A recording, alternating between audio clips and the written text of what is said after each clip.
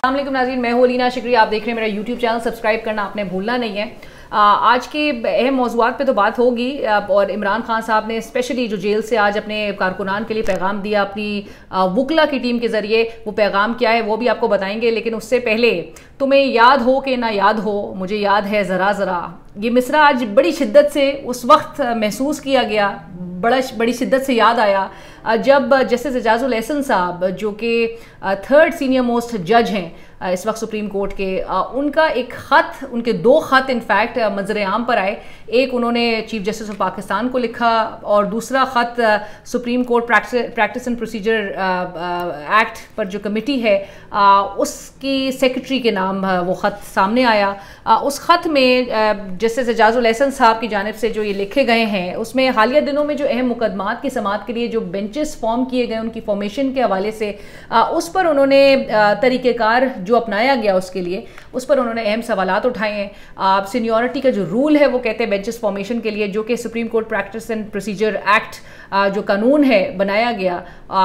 उसके तहत जो सीनियरिटी का रूल फॉलो होना था, जो प्रोसीजर फॉलो होना था, वो फॉलो नहीं किया गया और उनको अंधेरे में रखा नजर आ रहा है। ना कमेटी में मामला डिस्कस हो रहा है, ना सीनियरिटी रूल को फॉलो किया जा रहा है। हो क्या रहा है? ये जो एक सुप्रीम कोर्ट में तकसीम का तासुर है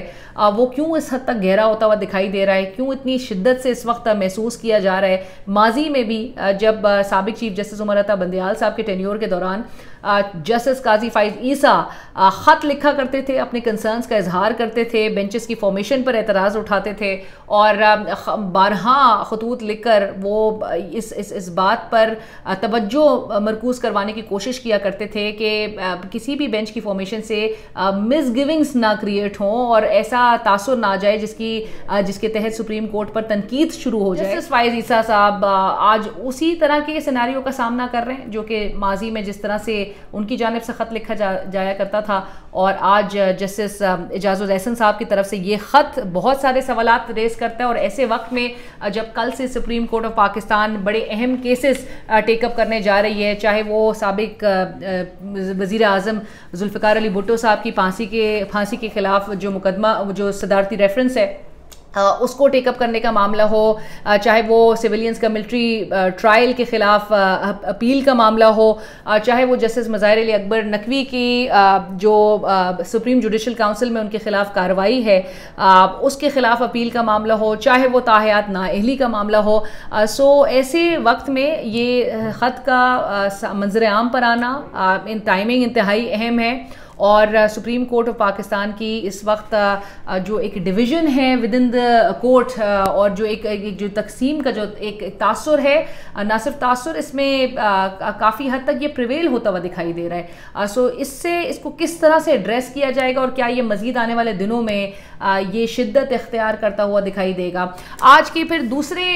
टॉपिक की तरफ आते हैं जो कि है मुस्लिम लीग नून के जो ताहयात कायद हैं नवाज शरीफ साहब, जिन्होंने गुफ्तगू की और जो कि अब कह रहे हैं वापस से अपने एक बार फिर 18 सितंबर के बाद जो उनका एक बयानिया नज़र आया था, बड़े जोश के साथ नज़र आया था, उसके बाद एक बड़ी मुकम्मल खामोशी और उसके बाद फिर नवाज शरीफ साहब इस बात को करने के लिए मजबूर कैसे हो गए जब वो कह रहे हैं कि जी कौम जानना चाहती है कि 2018 के इलेक्शन में क्या हुआ था। कभी वो बात करते हैं, कभी वो हकाइक मंजर आम पर लाना चाहते हैं, कभी आपको याद होगा वो भी बातें किया करते थे कि जब उनके दिल में बड़े राज छुपे हुए हैं लेकिन वो राज बताते नहीं हैं। लेकिन अवाम जो है नवाज शरीफ साहब से चूँकि एक बयानिए का फुकदान तो नज़र आ रहा है दीगर सियासी जमातों में, सो इलेक्शन से कबल अवाम को किस तरह से आप माइल करेंगे, एक बयानिया आपका क्या होगा, अभी तक अवाम को नज़र नहीं आ रहा। आप जहाँ पर बात करते हैं कि अब अजाले का वक्त है और अजाला होना चाहिए, सो अवाम ने नेचुरली एक बड़ी पजीराई आपको उस वक्त मिली थी जब आपने कौम को हकाइक पर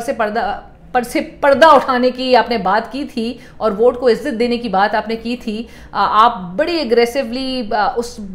मामले को जो है वो आप टेकअप करते हुए दिखाई दे रहे थे, लेकिन उसके बाद आप उस बयानिए से ऐसा हटे कि अभी तक जो है वो आप एक बयानिए की तलाश में ही नज़र आ रहे हैं। सो लिहाजा और आपका ओपोनेंट मियाँ साहब वो इस वक्त जेल के अंदर रह के भी आप देख रहे हैं गुज़श्ता 4 माह से, लेकिन अगर पिछले साल से भी मवाजना किया जाए सो पिछले साल नवंबर के बाद से ना तो वो रैली रैली उस तरह से निकाल सक रहे थे जब वो वजीराबाद में जब उनको ऊपर अटैक किया गया, उसके बाद से लेकर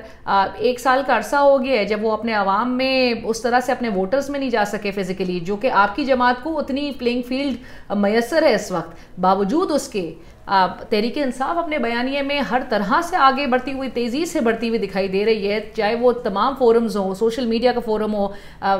फिजिकली फील्ड में तो उनको उस तरह से एक्सेस है ही नहीं, या तो उस तरह से अपॉर्चुनिटी उनके लिए क्रिएट नहीं हो पा रही है। बड़े महदूद मौके उनको दिए जा रहे, जो आपने कुछ दिनों से आपने हाल देख लिया कोहाट का, चाहे वो वर्कर्स कन्वेंशन हो या आप केपी में, उस पर भी बड़े सवाल उठाए जा रहे हैं दूसरे सेक्शन की तरफ से कि इनको कैसे ये मौके फराहम किए जा रहे हैं। और मियाँ साहब की जो ज़राए कहते हैं कि शायद वो बड़े नाला हैं और वो गुस्सा इस बात पर है कि अगर इमरान खान साहब को अगर कोई भी रिलीफ दिया जाएगा तो वो इलेक्शंस का बॉयकॉट भी कर सकते हैं। सो मियाँ साहब की नाराज़गी आज आ रही है कि आज ही इंसदाद दहशतगर्दी की अदालत ने बानी PTI और जो शाह महमूद कुरैशी साहब हैं उनको 3 और 2 मुकदमात में ज़मानतें उनकी मंजूर कर ली हैं रिस्पेक्टिवली। सो ये जो रिलीफ मिलने का सिलसिला है वो मियाँ साहब तंग हो रहे हैं इससे, और वो कह रहे हैं कि अगर इनको रिलीफ दिया जाएगा तो वो इलेक्शंस में बॉयकॉट करेंगे। अहम पैगाम तहरीक इंसाफ के बानी की तरफ से ये है, अपने वकला के थ्रू और इंतज़ार पंजूटा साहब के थ्रू आज पैगाम ये भेजा है अपने वोटर्स को कि वो भरपूर तैयारी करें इलेक्शन के मैदान में उतरने की। और ये बात दुरुस्त है, इंतज़ार पंजूटा साहब ने कहा कि इमरान खान साहब कहते हैं कि आप इसके लिए भी तैयार रहें कि ये झूठे मुकदमात बनाएंगे, ये हर तरह के